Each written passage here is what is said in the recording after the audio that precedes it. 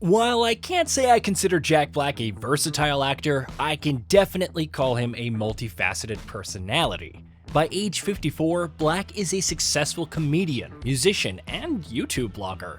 This video will discuss the many sides of Jack Black, so enjoy watching. Jack Black was born on August 28, 1969 in Santa Monica. When Black was 10, his parents divorced and he moved to France with his father for a while. Black admits growing up as a troublemaker and often getting into mischief. To channel his boundless childhood energy, Jack's father enrolled him in a drama club. Black was taken by the acting courses, and after finishing them, he tried his hand in show business. But apart from advertising gigs and minor TV roles, nothing major came up. After high school, due to his parents' insistence, Jack enrolled in the psychology department of the University of California. After 2 years, his passion for acting only grew, leading him to drop out and pursue acting seriously. In 1988, he auditioned for a role in Tim Robbins' play Carnage, a Comedy, which marked his big stage debut at the 1989 Edinburgh Arts Festival. Besides igniting Black's acting ambition, the play also sparked his musical career. Fellow actor Kyle Gass was part of the cast, and the two bonded during the festival. Later on, Gass and Black formed a musical duo called Tenacious D. Notably, Gass taught Black to play the guitar. Initially covering popular hits, they soon began composing original songs infused with humor, which boosted their fame. In 2015, Tenacious D won a Grammy for Best Metal Performance. The duo is still active, with Black and Gass currently working on a new album. But back to Black's film career. Impressed by Black's performance in Carnage, Robbins invited him to a role in the movie Bob Roberts, which Robbins wrote and directed. This allowed Black to debut on the silver screen. Though the role was minor, it was a significant start. In subsequent roles, Black continued to remain in the shadows, quite literally. For instance, spotting Black in the movie Demolition Man without turning up the brightness to its maximum is next to impossible. The rare occasions he did make it fully on screen, things didn't end well for his characters. Only Tim Robbins didn't sideline Black, consistently inviting the actor to his directorial projects, albeit in minor roles. Soon after, Ben Stiller joined the list of directors who were kinder to Black, casting him in the film The Cable Guy. The 90s saw Black in secondary roles, but by 2000, he made a name for himself, starring in High Fidelity alongside John Cusack. For Black, High Fidelity was his first significant screen appearance, earning him an MTV Movie Award in the Breakthrough Performance category. Cusack, one of the film's writers, admitted to writing this role specifically for Jack Black. The movie itself received a warm reception from both critics and audiences, garnering many positive reviews. Post High Fidelity, Black began to be in demand for new projects. In 2001, he appeared in 3 films, in the comedies Shallow Hal, Saving Silverman, and Orange County. Of the 3, the Farley brothers' Shallow Hal was the most successful, grossing $140 million and receiving decent reviews from both critics and audiences. Shallow Hal made Jack Black a household name, but the actor has often admitted that he genuinely dislikes the film and only agreed to be in it for the paycheck, which amounted to $2 million.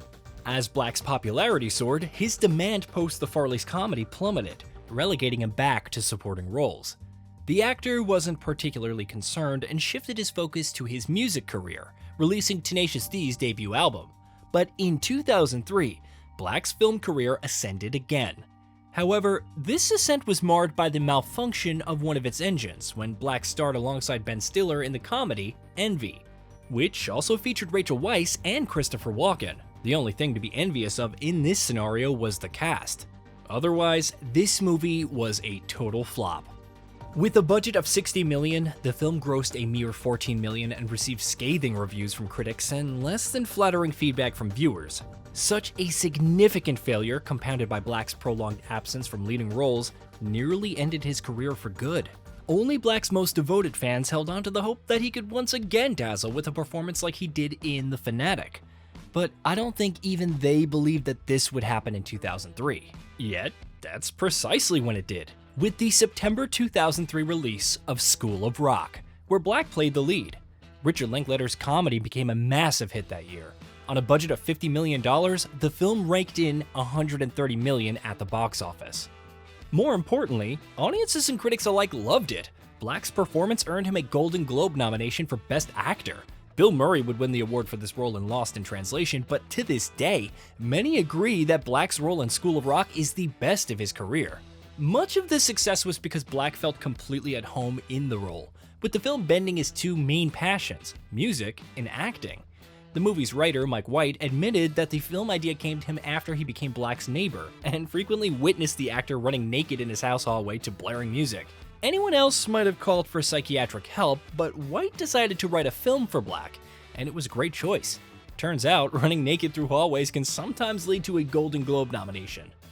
After this widely recognized success, Black was notably absent from big screens, only occasionally appearing in minor roles. Yet, 2 years later, he returned to leading roles, this time in a more serious character as an obsessed director in the remake of King Kong, which at the time was the most expensive film ever made.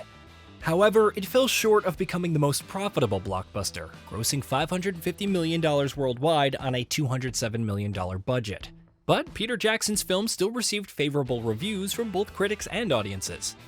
Most of the praise went to the special effects and Naomi Watts' performance, while Black's commendations seemed to be forgotten.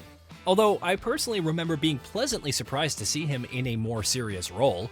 The next year, Black continued to showcase his range with starkly contrasting on-screen characters, first appearing as a colorful wrestler in the comedy Nacho Libre, and then as a romantic composer in the film The Holiday. Although these roles were diametrically opposite, Black's performance in both were warmly received by audiences. However, his role in The Holiday garnered notably more positive reviews, as did the film itself. After taking his now customary 2-year break from major roles, in 2008, Black made a triumphant return, featuring in 3 projects. The first was the animated film Kung Fu Panda, where Black voiced the lead character, a panda named Po. The movie was a big hit, grossing over $600 million on a budget of $130 million and receiving favorable reviews.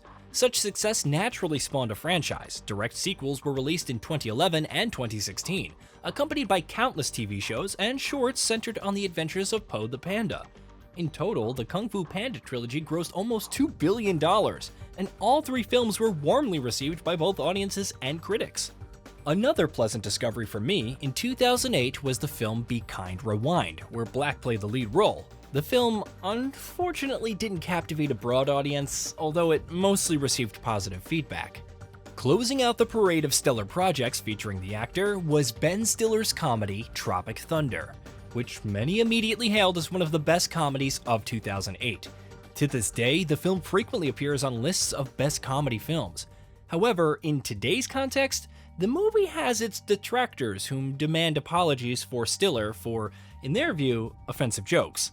While some filmmakers might kowtow to perpetually offended groups, like Mara Kaufman, who expressed regret for creating one of the most successful series in history, Stiller, rather than bowing down to appease Twitter activists, stated that he's proud of his film and finds it very funny, a sentiment shared by many viewers worldwide, including myself. After such a jam-packed year, Black decided to slow down a bit and starred in the films Year One and Gulliver's Travels, released in 2009 and 2010 respectively. However, neither of these films boasted significant positive reviews or high box office revenues, much like his subsequent films The Big Year and Bernie. For the latter, Black once again received a Golden Globe nomination for Best Actor, but the award eluded him, this time going to Hugh Jackman for Les Miserables. After that, Black took another hiatus from the film industry, this time for a longer period, focusing mainly on his music career. In 2012, his duo with Kyle Gass released their 3rd studio album, which was nominated for a Grammy for Best Comedy Album. But spotting Black on a film set became increasingly rare, unless it was for a music video. He made a major cinematic return in 2015 with Goosebumps. The film caught the audience's attention, grossing $158 million on a $50 million budget, but that was better received by critics than by viewers. However, the series On the Brink, in which Black co-starred with Tim Robbins, was nearly universally acclaimed, receiving praise from both viewers and critics. Almost every popular comedian has that one mega successful project, which is considered a blockbuster. Except for Kung Fu Panda, Black hadn't had such a project in his career. It was only in 2017 that he added to his filmography a movie that could be called a complete hit in every sense. The comedy, Jumanji, Welcome to the Jungle, co-starring Dwayne Johnson and Kevin Hart, not only resonated with audiences and critics, but also grossed $960 million at the box office on a $90 million budget, marking a phenomenal success. The original film's popularity, featuring Robin Williams, certainly played a role in these impressive figures, but the movie itself was indeed commendable, especially given the scarcity of adventure films at the time. Released 2 years later, the sequel, or more accurately, the third installment, might have garnered slightly less at the box office compared to its predecessor, but still managed to rake in $800 million and receive generally favorable reviews. In between his Jumanji adventures, Black worked with Gus Van Sant on Don't Worry, He Won't Get Far on Foot, where Joaquin Phoenix played the lead role. The movie didn't resonate with a broad audience, but received heaps of praise, most of which focused on Phoenix's performance. In 2018, Black, not being one to seek much validation from critics, lived life to the fullest and created his own YouTube channel. On it, he streamed his gameplay of various video games and also shared personal life videos.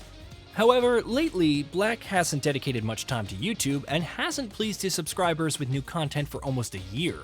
In 2023, Black once again decided to do voice acting, leading his voice to a character named Bowser in the animated film The Super Mario Bros. Movie. The animation became the most successful video game adaptation in history, surpassing the $1 billion box office mark on a $45 million budget. At the moment, Super Mario is Black's most recent work.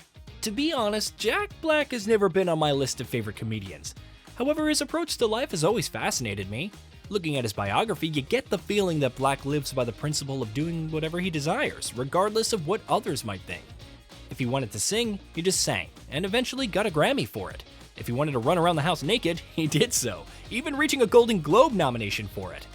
His simplicity in the best sense of the word, which Black also brought to the screen, is largely the reason why his characters, despite often being secondary, remain memorable to viewers. I think I'll wrap up my video here. This was the story of Jack Black. If you liked the video, don't forget to give it a thumbs up and subscribe to the channel. Thanks for watching, and see you soon.